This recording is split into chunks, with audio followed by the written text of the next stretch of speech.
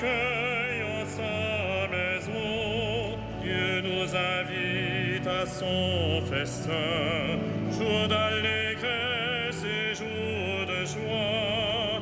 Alléluia.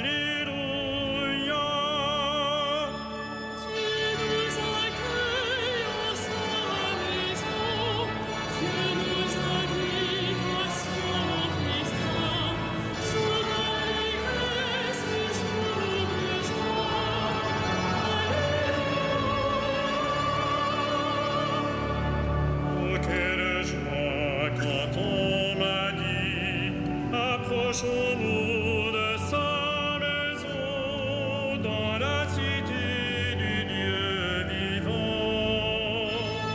Dieu nous accueille à sa maison, Dieu nous invite à son festin, jour d'allégresse et jour de joie. Alléluia. Jérusalem, réjouis-toi, car le Seigneur est avec toi. Pour ton bonheur, il t'a choisi. Dieu nous accueille à sa maison, Dieu nous invite à son festin, jour d'allégresse et jour de joie.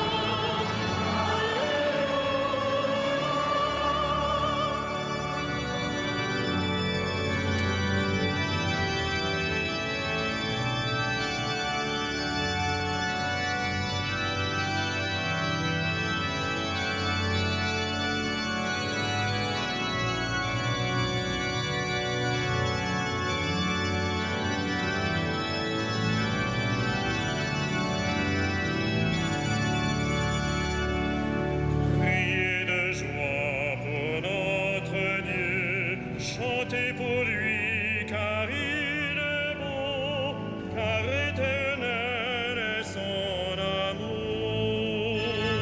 Dieu nous accueille à sa maison, Dieu nous invite à son festin, jour d'allégresse et jour de joie.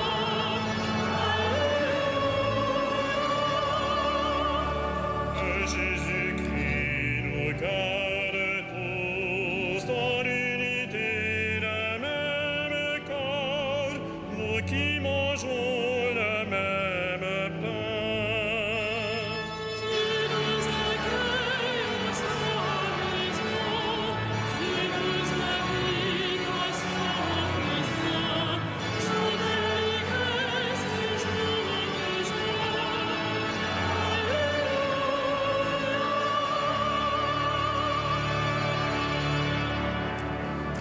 Au nom du Père et du Fils et du Saint-Esprit, la paix soit avec vous.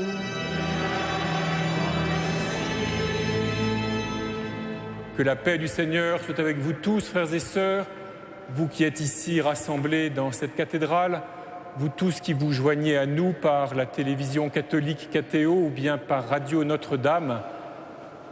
Nous sommes rassemblés en ce 13e dimanche du temps ordinaire, au lendemain des ordinations qui ont vu ici 11 jeunes hommes être ordonnés prêtres hier matin, 11 pour le diocèse de Paris, dont l'un pour les missions étrangères de Paris. Et nous rendons grâce pour tous ceux qui ont été ordonnés prêtres dans les diocèses de France ou bien à travers le monde ou qui le sont dans ces semaines de la fin du mois de juin. Nous rendons grâce à Dieu pour la vie qu'il nous donne, avec peut-être aussi tous les lycéens et les étudiants qui ont passé des examens et qui, nous l'espérons pour eux, se réjouissent du résultat de leur année. Nous présentons tout cela au Seigneur en lui demandant de nous renouveler dans l'élan profond de notre vie. Et tout d'abord, frères et sœurs, pour nous présenter en vérité devant Dieu, reconnaissons que nous sommes de pauvres pécheurs, que nous ne méritons pas les dons de Dieu. Prions les uns pour les autres, puisque Dieu, dans sa miséricorde, ne cesse pas de nous combler et veut nous combler encore. Je confesse à Dieu Tout-Puissant. Je reconnais devant mes frères que j'ai péché en pensée, en parole, par action, par omission. Oui, j'ai vraiment péché. C'est pourquoi je supplie la Vierge Marie, les anges et tous les saints, et vous aussi, mes frères, de prier pour moi, le Seigneur notre Dieu. Que Dieu Tout-Puissant nous fasse miséricorde, qu'il nous pardonne nos péchés, nous conduise à la vie éternelle.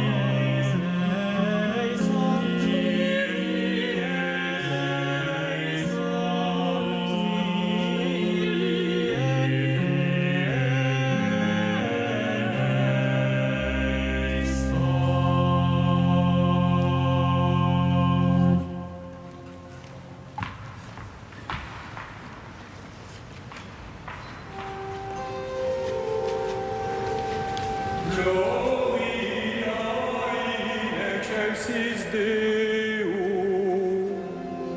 Et in terra pax hominibus bone voluntatis.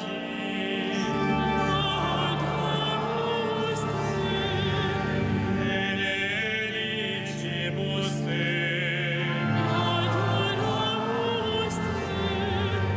Glorificamus te.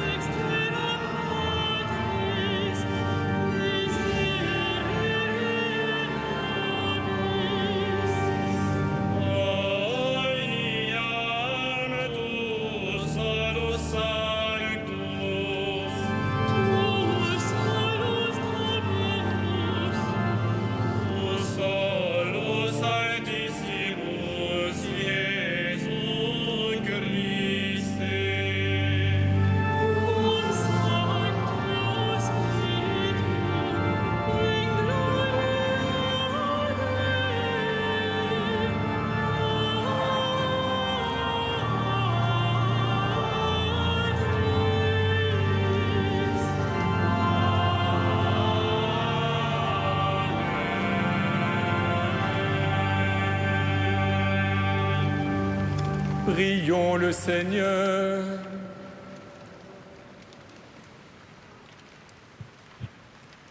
Tu as voulu, Seigneur, qu'en recevant ta grâce, nous devenions des fils de lumière.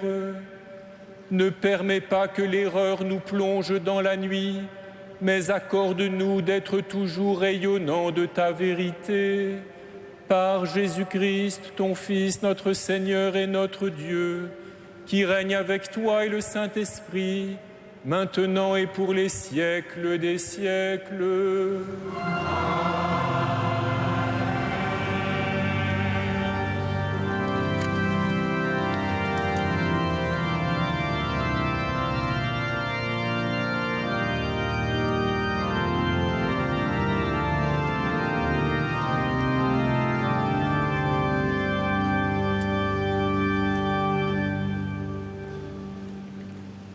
Lecture du premier livre des rois.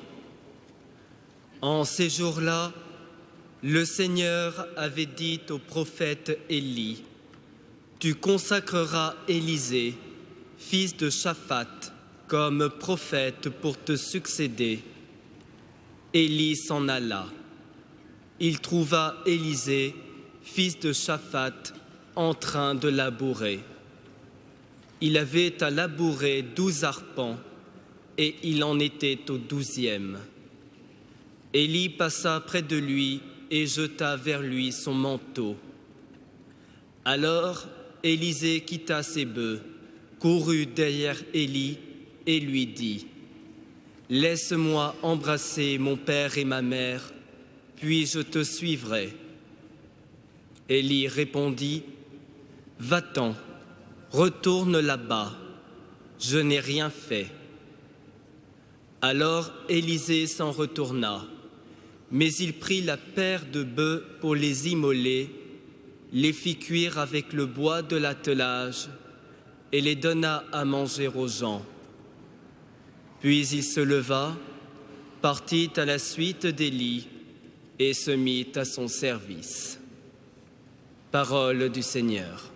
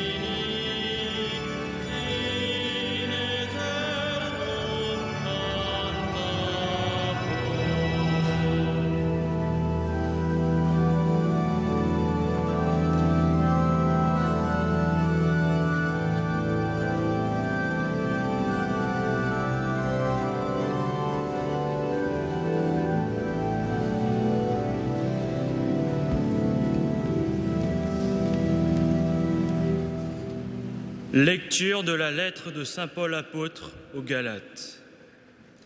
Frères, c'est pour que nous soyons libres que le Seigneur nous a libérés.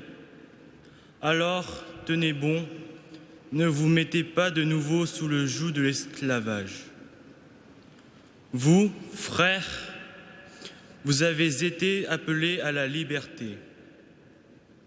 Mais que cette liberté ne soit pas un prétexte pour votre égoïsme. Au contraire, mettez-vous par amour au service les uns des autres. Car toute la loi est accomplie dans l'unique parole que voici. Tu aimeras ton prochain comme toi-même. Mais si vous vous mordez et vous dévorez les uns les autres, prenez garde. Vous allez vous détruire les uns les autres.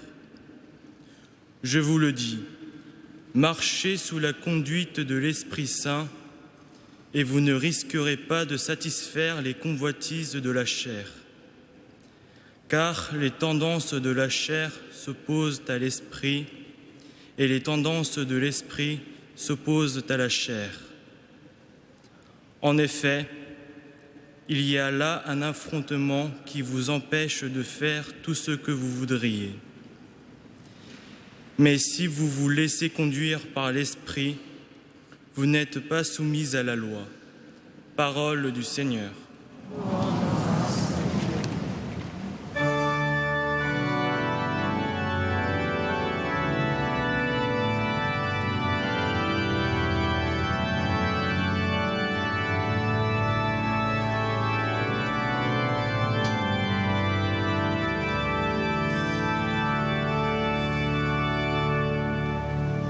Alléluia, Alléluia, Alléluia.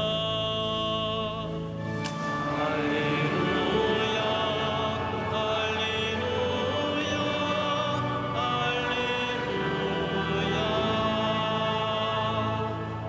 Parle, Seigneur, ton serviteur écoute. Tu as les paroles de la vie éternelle. Alléluia, Alléluia, Alléluia.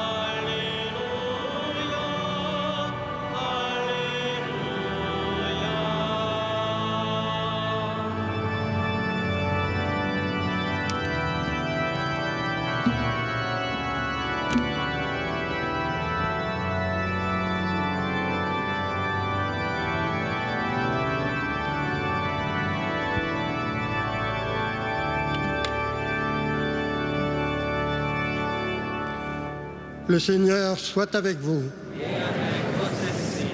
Évangile de Jésus-Christ selon saint Luc.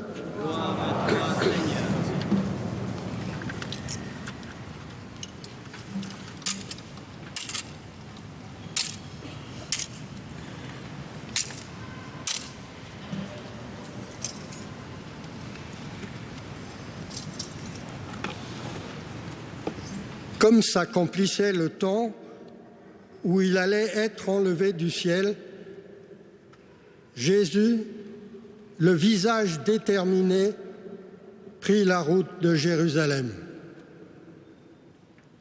Il envoya en avant de lui des messagers. Ceux-ci se mirent en route et entrèrent dans un village samaritain pour préparer sa venue. Mais on refusa de le recevoir parce qu'il se dirigeait vers Jérusalem. Voyant cela, les disciples, Jacques et Jean, dirent : « Seigneur, veux-tu que nous ordonnions qu'un feu tombe du ciel et les détruise ?» Mais Jésus, se retournant, les réprimanda. Puis, ils partirent pour un autre village. En cours de route, un homme dit à Jésus : « Je te suivrai partout où tu iras. » Jésus lui déclara : Les renards ont des terriers, les oiseaux du ciel ont des nids, mais le Fils de l'homme n'a pas d'endroit où reposer sa tête. Il dit à un autre, « Suis-moi ». L'homme répondit, « Seigneur, permets-moi d'aller d'abord enterrer mon Père. » Mais Jésus répliqua, « Laisse les morts enterrer leurs morts. Toi pars et annonce le règne de Dieu. » Un autre encore lui dit, « Je te suivrai, Seigneur, mais laisse-moi d'abord faire mes adieux aux gens de ma nation. » Jésus lui répondit, « Quiconque met la main à la charrue, puis regarde en arrière, n'est pas fait pour le royaume de Dieu. »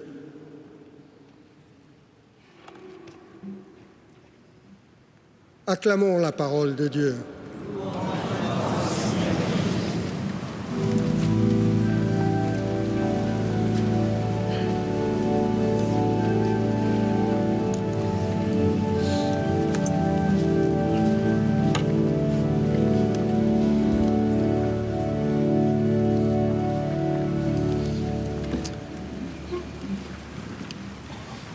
Comme s'accomplissait le temps où il allait être enlevé au ciel, Jésus donc se tourne délibérément vers Jérusalem. La traduction liturgique nous dit qu'il prit la route de Jérusalem le visage déterminé, mais dans le texte grec, on nous dit qu'il rendit son visage dur comme pierre. Jésus va vers Jérusalem. Et d'une certaine façon, même s'il est accompagné de ses disciples, il y va seul, parce que lui seul sait ce qui est en train de se jouer après le temps qu'il a passé en Galilée. Il va vers Jérusalem pour y vivre sa passion, mais cela veut dire plus profondément pour affronter, comme lui seul peut l'affronter, le mal qui règne dans le monde, et le mal qui habite le cœur des hommes. Il va vers Jérusalem, le visage durci, pour recevoir en quelque sorte en plein cœur toute la force mortifère du mal qui circule dans le monde et entre les hommes. En cette année sainte de la miséricorde, frères et sœurs, nous sommes invités à le comprendre peut-être mieux que jamais. La miséricorde de Dieu telle qu'elle s'exerce dans le Christ consiste peut-être même d'abord à révéler la force mortifère du mal qui nous habite. La miséricorde ne consiste pas à faire comme si finalement le mal qui se fait dans ce monde n'était pas si important que cela. Elle ne consiste pas à voiler toutes les horreurs et les violences qui s'exercent dans l'histoire de l'humanité. Elle ne consiste pas à faire comme si finalement de tous ces maux, il suffisait de s'accommoder, comme les sociétés humaines savent si bien s'accommoder de toutes sortes de maux. La miséricorde de Dieu consiste à mettre à nu combien le mal, le grand mal que les hommes peuvent faire, mais aussi le petit mal que nous pouvons commettre quotidiennement, combien le mal est mortel et mortifère pour l'homme, porteur de mort. Mais ce dévoilement, le Christ ne le fait pas, et il ne va pas à Jérusalem le faire pour condamner les hommes, pour déclarer que l'aventure humaine ne vaut plus la peine, ne peut mener qu'au néant, mais bien au contraire, il le fait parce que lui, il vient en affrontant le mal et en recevant toute la force en plein cœur, il vient nous ouvrir un chemin nouveau. Il vient justement nous donner l'espérance que malgré tout, malgré notre condition de pécheur, nous pouvons marcher sur un autre chemin, un chemin nouveau sur lequel nous place la puissance du Christ et marcher ainsi vers la vie éternelle. Hier donc, frères et sœurs, 11 jeunes hommes se sont allongés sur les dalles ici dans le chœur pour invoquer la prière de l'Église du ciel et de l'Église de la terre, et ils ont reçu l'ordination sacerdotale. Ils se sont inscrits ainsi dans une longue lignée depuis les siècles où cette cathédrale est le cœur de notre diocèse, même si à travers le temps les ordinations sacerdotales n'ont pas toujours été célébrées ici même, elles le sont en tout cas depuis plusieurs décennies.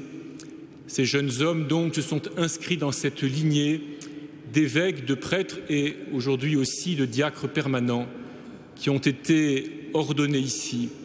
Ils ont reçu le sacerdoce apostolique par lequel se continue à travers l'histoire des hommes l'action du Christ. Ils ont été pris par le Christ pour lui, pour que son action définitivement réalisée à Jérusalem dans le mystère pascal de sa mort et de sa résurrection puisse se poursuivre à travers toute l'histoire des hommes et rejoindre tous et chacun d'entre nous. Car si le Christ avance seul vers Jérusalem, si lui seul peut affronter le mal comme il l'a fait et en triompher comme il l'a fait par sa mort et sa résurrection, manifestant son obéissance vécue jusqu'au bout pour le Père et son amour pour nous tous, le Christ néanmoins veut justement nous associer les hommes, nous permettre de marcher avec lui, nous donner d'être à notre tour, nous aussi, de ces combattants contre le mal. Et le sacerdoce apostolique au milieu de l'Église et au milieu de l'humanité rappelle tout à la fois la gravité du mal, mais aussi la promesse que Dieu nous fait en Jésus, qu'il a ouvert une voie nouvelle dans laquelle nous pouvons nous engager pour vivre vers un autre avenir que celui du péché et de la mort. Cette nouveauté, frères et sœurs, c'est ce que saint Paul appelle la liberté. Et vous avez entendu cette belle proclamation, déclaration qu'il fait aux chrétiens de Galatie. C'est pour que nous soyons libres que le Christ nous a libérés. De quoi nous libère-t-il? De la fatalité du péché, de l'enfermement dans la puissance de la mort et de toutes les puissances mortifères qui nous enserrent. Nous comprenons bien, comme saint Paul le proclame, que la liberté dont il s'agit n'est pas la licence de faire tout ce qui nous passe par la tête, elle n'est pas la licence de satisfaire tous nos désirs. Vouloir posséder, vouloir dominer, vouloir imposer ses idées par la colère, vouloir satisfaire son besoin de s'entourer d'objets ou de personnes pour surmonter notre peur du lendemain, se méfier des autres et vivre dans la méfiance des autres, tout cela, frères et sœurs, ce n'est pas être libre, c'est être prisonnier de soi-même et de ce qu'il y a de plus mortel et de plus mortifère en chacun de nous. Mais le Christ, saint Paul le comprend et il essaie de le faire comprendre aux chrétiens de Galatie comme à tous les chrétiens de tous les temps. Le Christ est venu nous libérer pour que nous soyons vraiment libres. Non pas simplement pour que même nous obéissions à la loi de Dieu de façon à être en règle, non pas même pour que nous fassions chacun le minimum nécessaire pour que Dieu nous mette du bon côté le jour du jugement, mais la liberté dont il s'agit, celle que le Christ nous obtient et qu'il met en nous par le don de l'Esprit Saint, c'est la liberté des fils et des filles qui sont capables d'entrer dans le dessein de vie du Dieu créateur, qui sont capables, comme saint Paul le dit, de se mettre au service les uns des autres, en n'étant pas chacun obnubilé par le souci de lui-même, mais en étant plein de confiance et plein d'espérance que la vie que Dieu nous donne est faite pour être reçue de telle manière qu'elle soit donnée toujours davantage, que tous les dons que nous avons, grands ou petits, et qui font la caractéristique de notre existence à chacun, trouvent leur vrai déploiement, l'espace réel dans lequel ils peuvent s'épanouir, non pas lorsque nous satisfaisons tous nos désirs les uns derrière les autres, ce qui ne peut être qu'une course indéfinie, mais lorsque patiemment, laborieusement, courageusement, généreusement, nous apprenons, dans la lumière et dans la suite du Christ, à nous mettre au service les uns des autres.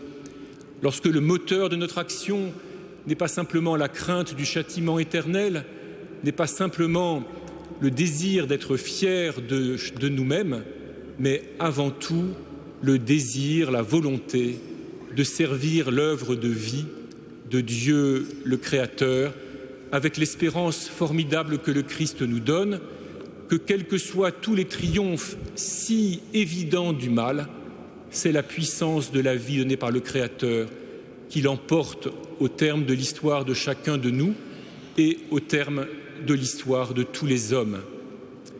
Au milieu de l'Église, le sacerdoce apostolique est le signe et la proclamation et la promesse de cette victoire du Christ à laquelle il nous associe tous et au milieu du monde, les chrétiens, les baptisés, nous tous, nous sommes envoyés pour être les signes, les proclamateurs ou la proclamation en acte et les porteurs de cette promesse formidable que les hommes, les êtres humains, ne sont pas soumis à la fatalité de la mort, non pas à être les esclaves de leur peur de manquer demain, mais que les hommes, tous les hommes, chacun des hommes, peut être placé sur le chemin de la vie en plénitude et de la vie éternelle par la puissance du Christ qui, à Jérusalem, il y a 2000 ans, a payé une fois pour toutes, si l'on peut ainsi parler, le prix nécessaire pour cela. Alors, frères et sœurs, nous pouvons à cette lumière comprendre peut-être l'attitude du Christ que saint Luc nous décrit en quelque sorte par les différentes scènes qu'il a rassemblées dans la page qui a été proclamée ce soir. Il rencontre le refus d'un village de Samaritains qui ne savent pas très bien qui est ce juif qui veut passer par chez eux, mais dont le refus devient comme symbolique de la résistance que les hommes opposent fatalement à cette nouveauté de vie que Jésus vient leur ouvrir. Mais la réaction de Jésus n'est pas de s'affoler de cette résistance, elle n'est pas de lever cette résistance en détruisant les méchants. Jésus passe ailleurs, il donne du temps, il laisse du temps. La miséricorde de Dieu, c'est aussi la patience de Dieu qui cherche en quelque sorte la voie par laquelle passer au milieu de l'humanité, en laissant à tous et à chacun le temps nécessaire pour se convertir, pour changer, pour comprendre, pour accueillir la lumière qui lui permettra de voir la réalité d'une autre manière et donc de s'ouvrir à ce qui va lui être donné. Nous comprenons en revanche aussi les exigences de Jésus pour ceux qui veulent le suivre. Parce que pour ceux qui veulent le suivre comme pour ceux qui l'appellent, alors le Seigneur semble au contraire très pressé. Il faut tout donner maintenant, il faut pouvoir partir. Que signifie cette histoire, disons, de la charrue à laquelle il ne faut pas mettre la main pour regarder en arrière? Jésus fait sans doute ici allusion à la vocation d'Élisée dont nous avons entendu le récit en première lecture. Lorsque l'on met la main à la charrue, c'est que l'on s'apprête à labourer son champ, c'est-à-dire finalement à agir, à rendre sa vie féconde, à mettre en œuvre ce que l'on a reçu et ce que l'on est capable de faire. Jésus veut que ceux qui prétendent le suivre s'engagent tout d'un coup pour de bon. Lui-même, frères et sœurs, réalisons-le, lorsqu'il a pris la route de Jérusalem, il s'est engagé tout d'un coup, sans réserve. Il ne s'est pas ménagé des arrières, pas plus que lorsque, comme Fils éternel, il a consenti à venir dans notre condition humaine et à partager notre chair pour venir en notre nom, à notre place, pour nous, affronter le mal et en triompher en notre faveur. Il s'est donné tout entier et ce don, cet engagement sans réserve de lui-même, nous le recevons dans son Eucharistie. Là, lui qui est vivant éternellement, lui le ressuscité, vainqueur de la mort et du péché, il se donne à nous, il se présente à nous, il se livre à nous et nous bénéficions chacun de ce don sans réserve que le Seigneur a consenti une fois pour toutes pour nous. Nous-mêmes, nous avons si facilement conscience d'être pris dans le flux du temps, si facilement conscience de devoir gérer des intérêts contradictoires, des devoirs qui ne se superposent pas exactement. Nous craignons toujours ne pas pouvoir nous engager totalement, pleinement, sans réserve. Nous savons bien aussi, frères et sœurs, que nous sommes compliqués en nous-mêmes, qu'il y a en nous des couches variées, aussi bien charnelles que spirituelles, qui ne coïncident pas toujours parfaitement, dont nous ne maîtrisons pas, en tout cas, parfaitement l'harmonie. Mais c'est le Christ lui-même, Jésus lui-même, qui, en nous donnant son Esprit Saint, nous donne de nous engager du plus profond de nous-mêmes, beaucoup plus que nous ne le savons, mais pour que cet engagement, nous puissions le renouveler, nous puissions nous l'approprier, nous puissions y grandir jour après jour au long de notre vie.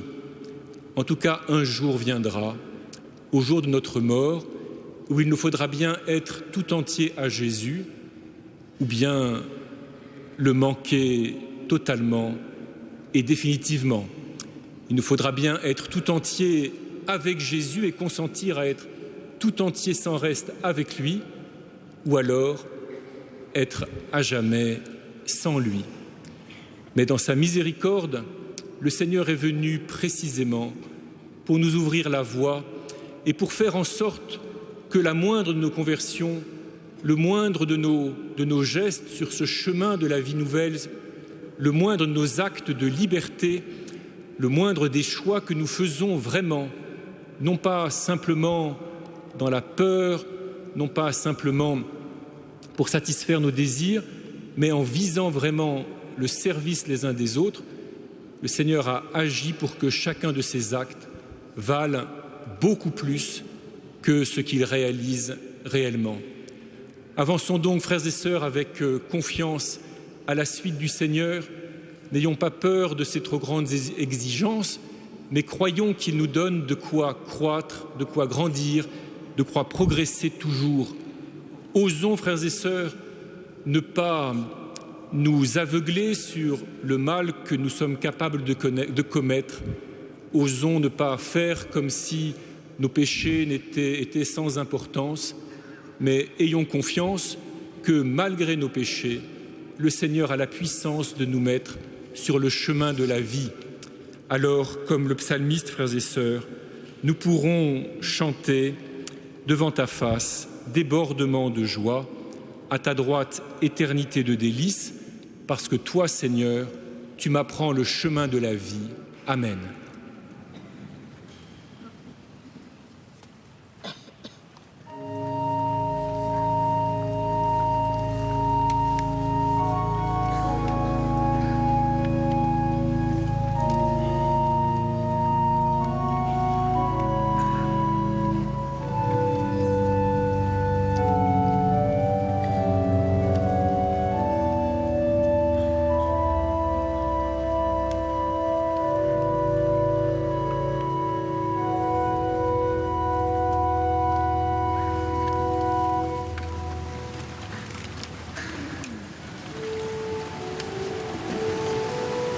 Credo in unum Deum, Patrem omnipotentem, factorem celi et terrae, visibilium omnium, et invisibilium.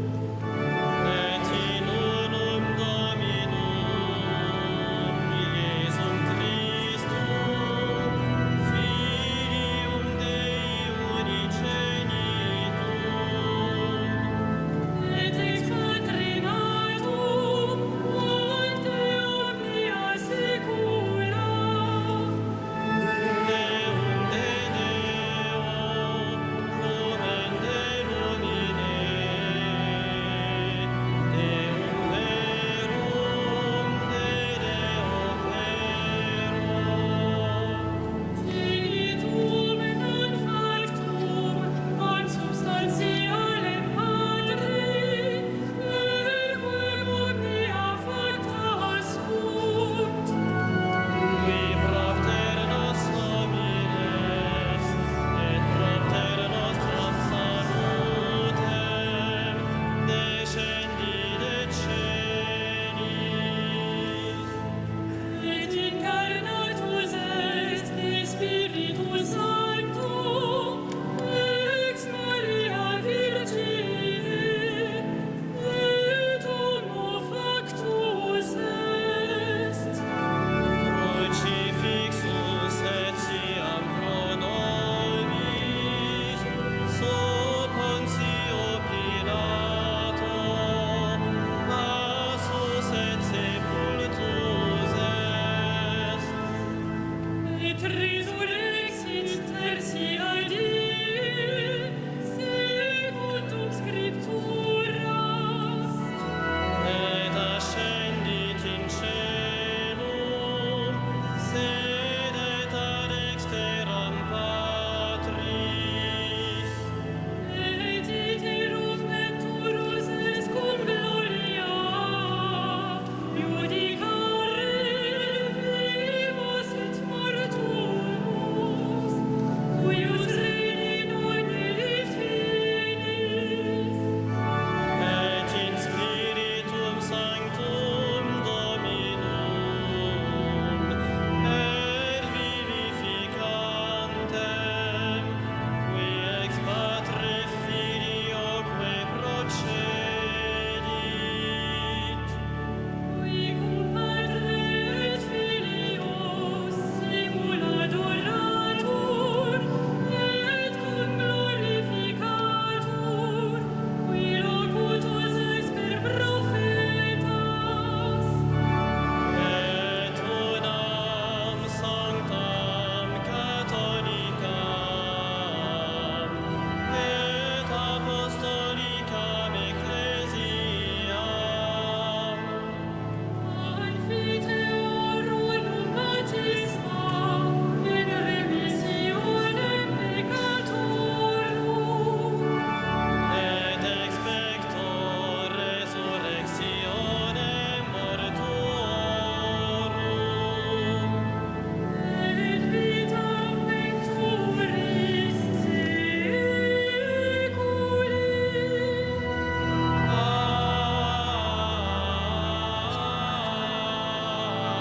Amen.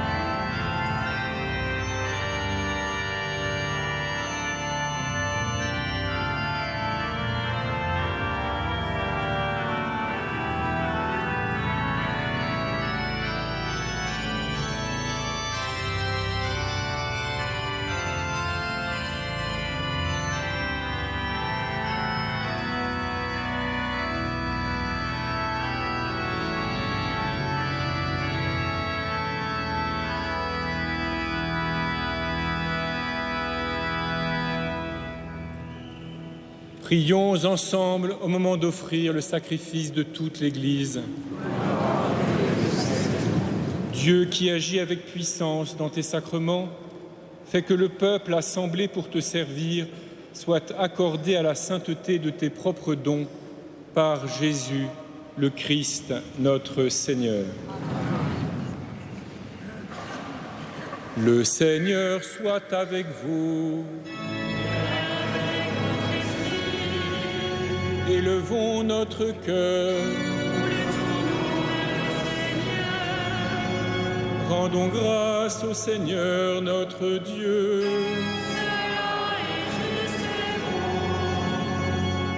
Vraiment, il est juste et bon de te rendre gloire, de t'offrir notre action de grâce toujours et en tout lieu. À toi, Père très saint, Dieu éternel et tout-puissant, par le Christ notre Seigneur. Dans le mystère de sa Pâque, il a fait une œuvre merveilleuse, car nous étions esclaves de la mort et du péché, et nous sommes appelés à partager sa gloire. Nous portons désormais ces noms glorieux, nation sainte, peuple racheté, race choisie, sacerdoce royal. Nous pouvons annoncer au monde les merveilles que tu as accomplies, toi qui nous fais passer des ténèbres à ton admirable lumière. C'est pourquoi, avec les anges et les archanges, avec les puissances d'en haut et tous les esprits bienheureux, nous chantons l'hymne de ta gloire et sans fin nous proclamons.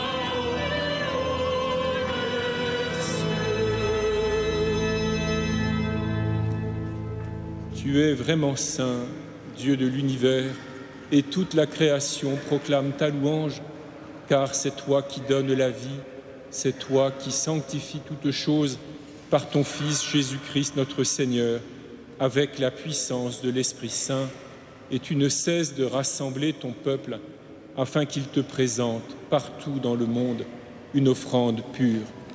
C'est pourquoi nous voici rassemblés devant toi, et dans la communion de toute l'Église, en ce premier jour de la semaine, nous célébrons le jour où le Christ est ressuscité d'entre les morts.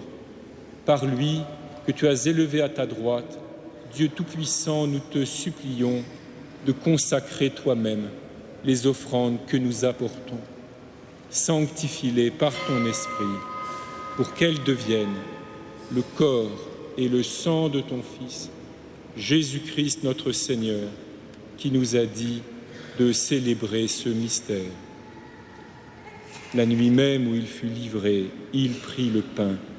En te rendant grâce, il le bénit, il le rompit et le donna à ses disciples en disant : « Prenez et mangez-en tous, ceci est mon corps livré pour vous. »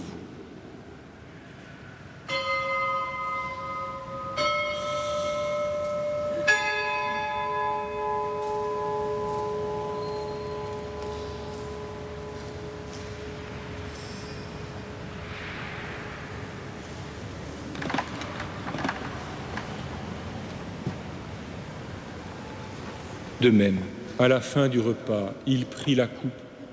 En te rendant grâce, il la bénit et la donna à ses disciples en disant : « Prenez et buvez-en tous, car ceci est la coupe de mon sang, le sang de l'alliance nouvelle et éternelle, qui sera versé pour vous et pour la multitude en rémission des péchés. Vous ferez cela en mémoire de moi. »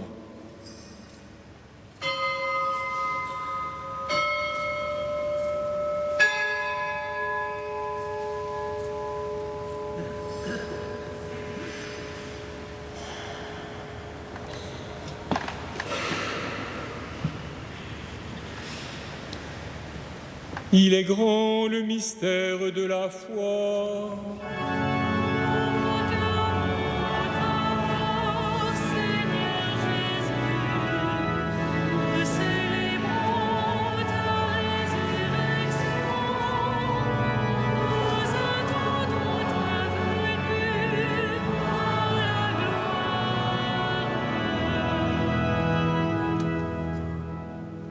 En faisant mémoire de ton Fils, de sa passion qui nous sauve, de sa glorieuse résurrection et de son ascension dans le ciel, alors que nous attendons son dernier avènement, nous présentons cette offrande vivante et sainte pour te rendre grâce. Regarde, Seigneur, le sacrifice de ton Église et daigne y reconnaître celui de ton Fils qui nous a rétablis dans ton alliance. Quand nous serons nourris de son corps et de son sang et remplis de l'Esprit Saint, accorde-nous d'être un seul corps et un seul esprit dans le Christ. Que l'Esprit Saint fasse de nous en éternelle offrande de ta gloire, pour que nous obtenions un jour le bien du monde à venir auprès de la Vierge Marie, la bienheureuse Mère de Dieu, de Saint Joseph, avec les apôtres, les martyrs et tous les saints qui ne cessent d'intercéder pour nous. Et maintenant, nous te supplions, Seigneur, par le sacrifice qui nous réconcilie avec toi, étends au monde entier le salut et la paix. Affermis la foi et la charité de ton Église au long de son chemin sur la terre. Viens sur ton serviteur, le pape François, et notre évêque André, l'ensemble des évêques, les prêtres, les diacres et tous les peuples des rachetés. Écoutez les prières de ta famille assemblée devant toi et ramène à toi, Père très aimant, tous tes enfants dispersés. Pour nos frères défunts, pour les hommes qui ont quitté ce monde et dont tu connais la droiture, nous te prions. Reçois-les dans ton royaume, où nous espérons être comblés de ta gloire, tous ensemble et pour l'éternité, par le Christ notre Seigneur, par qui tu donnes au monde toute grâce et tout bien. Par lui, avec lui et en lui.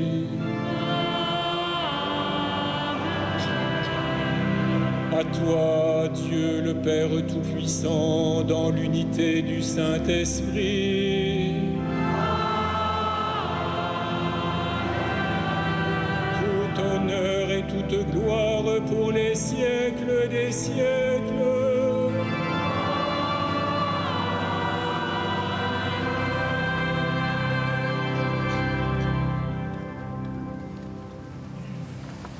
Comme nous l'avons appris du Sauveur, selon son commandement, nous osons dire « Notre Père, qui es aux cieux, que ton nom soit saint, que ton règne vienne, que ta volonté soit faite sur la terre comme au ciel. Donne-nous aujourd'hui notre pain de ce jour.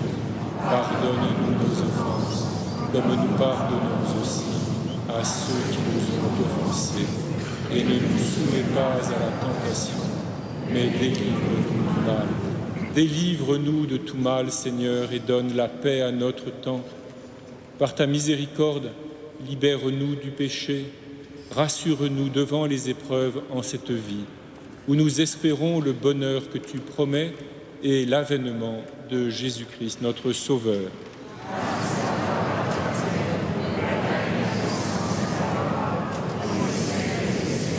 Seigneur Jésus-Christ, tu as dit à tes apôtres, « Je vous laisse la paix, je vous donne ma paix. Ne regarde pas nos péchés, mais la foi de ton Église. Pour que ta volonté s'accomplisse, donne-lui toujours cette paix et conduis-la vers l'unité parfaite, toi qui règnes pour les siècles des siècles. Que la paix du Seigneur soit toujours avec vous. » Frères et sœurs, dans la charité du Christ, donnez-vous la paix.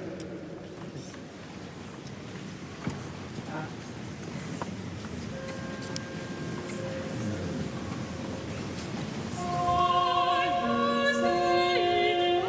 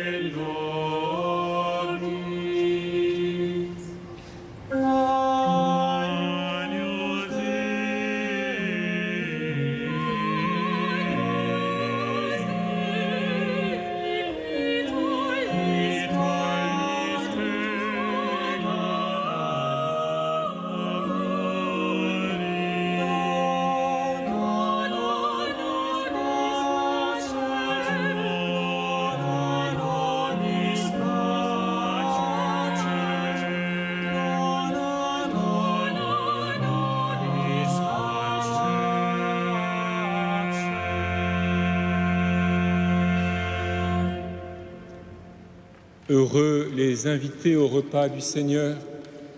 Voici l'agneau de Dieu qui enlève le péché du monde.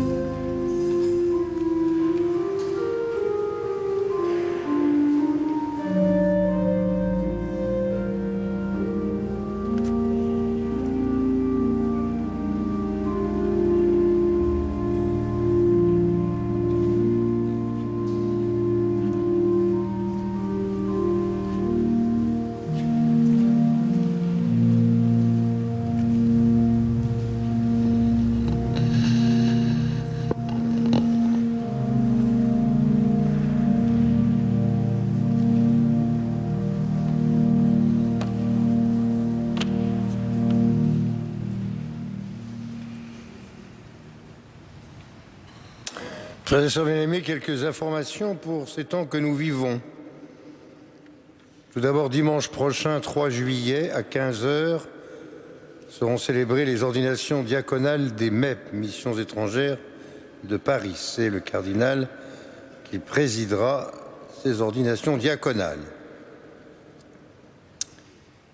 Par ailleurs, comme cela est marqué sur votre feuille, et en plus des nouvelles que je vais vous dire, nous avons une semaine de rentrée au mois de septembre assez chargée.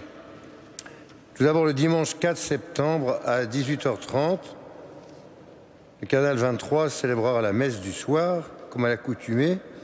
Ce sera une messe d'action de grâce pour les 13 ans que j'ai passés ici à la cathédrale, avant que j'aille sur les hauteurs de Montmartre. Et puis aussi chargé d'une mission pour l'écoute des prêtres. Ce dimanche 4 septembre à 11h30 le matin, Monseigneur Beau, évêque auxiliaire de Paris, célébrera une messe d'action de grâce également pour les prêtres étudiants à la cathédrale, puisque 4 d'entre eux partiront dans des destinations différentes de celles de la cathédrale. Ensuite, le 9 septembre, un vendredi, le soir, auront lieu les ordinations épiscopales de 2 nouveaux évêques auxiliaires à Paris, que le pape a donné à l'archevêque, Monseigneur Denis Zachier, actuellement vicaire général, et Monseigneur Thibaut Vergny, qui vient d'être nommé vicaire général à partir du 1er septembre. Donc 2 nouveaux évêques auxiliaires pour notre diocèse, c'est une grande joie. Et puis le dimanche 11 septembre à 18h30, messe d'installation de Monseigneur Patrick Chauvet comme recteur archiprêtre de la cathédrale Notre-Dame de Paris par notre archevêque. Pour tout cela, nous aurons le temps d'en reparler. Il y aura bien sûr des rencontres amicales et fraternelles autour de quelques vers de l'amitié. Comme tous les premiers du vendredi du mois, il y aura une vénération de la Sainte Couronne d'Épines le vendredi 1er juillet à 15 h. Ce soir, dimanche, ce sera le dernier moment pour voir l'opéra d'images Réjouis-toi Marie. Donc ce soir ici, l'entrée est libre. Et d'autre part, à partir de juillet et août, chaque vendredi, samedi et dimanche à 21h30 sera donné le spectacle Notre-Dame de Paris, cathédrale vivante. L'entrée sera également libre, c'est sur grand écran et cela vaut le coup pour y venir. Concert à la cathédrale Notre-Dame de Paris, mardi 28 juin à 20h30, récital d'orgue autour des œuvres de Maurice Duruflé, et ce sera donné par Olivier Latry, Philippe Lefebvre et Vincent Dubois, nos 3 organistes titulaires du Grand Orgue. Et jeudi 30 juin à 20h30, concert donné par la maîtrise Notre-Dame de Paris, le chœur d'adultes et aussi le Clare College Choir de Cambridge, sous la direction d'Henri Chalet et de Graham Ross, et avec Yves Castagnier et Michael Papadopoulos à l'orgue. Vous pouvez prendre des places pour l'un et pour l'autre à l'accueil. Enfin, nous sommes rentrés dans les dispositifs d'été à la cathédrale.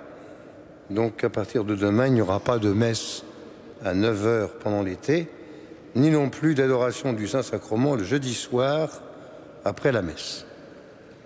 Je souhaite à chacun d'entre vous un très bon été. Bienvenue à ceux qui viennent d'arriver. Bon travail à ceux qui restent à la capitale pour y travailler. Bonnes vacances à ceux qui en prennent, comme c'est mon cas, à partir de demain.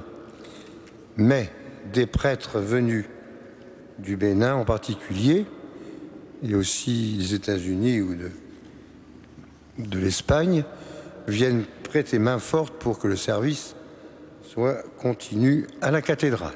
Vous les connaissez, pas la peine d'en parler puisque vous les verrez et sur la cathédrale, il y aura des remerciements. Nous nous levons pour terminer ensemble notre prière.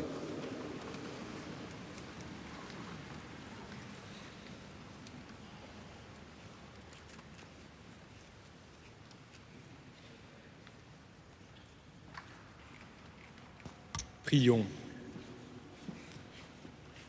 Que le corps et le sang de Jésus-Christ offerts en sacrifice et reçus en communion nous donnent la vie, Seigneur. Reliés à toi par une charité qui ne passera jamais, nous porterons des fruits qui demeurent par Jésus le Christ, notre Seigneur.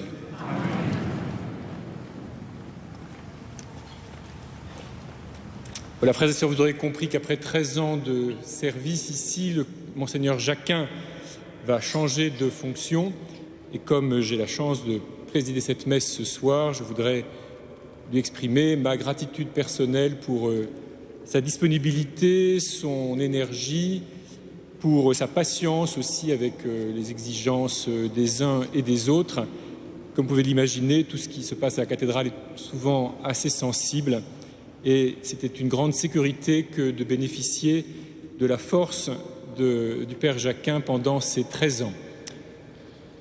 Que la bénédiction de Dieu maintenant soit pour lui bien sûr un gage de fécondité encore, mais pour vous tous, comme il a exprimé, un gage de bon été et de bon courage pour ceux qui travaillent. Le Seigneur soit avec vous.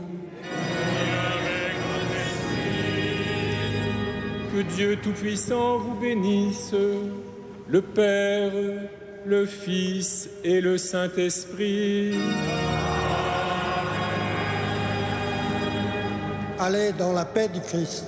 Nous rendons grâce à Dieu. Salve Regina.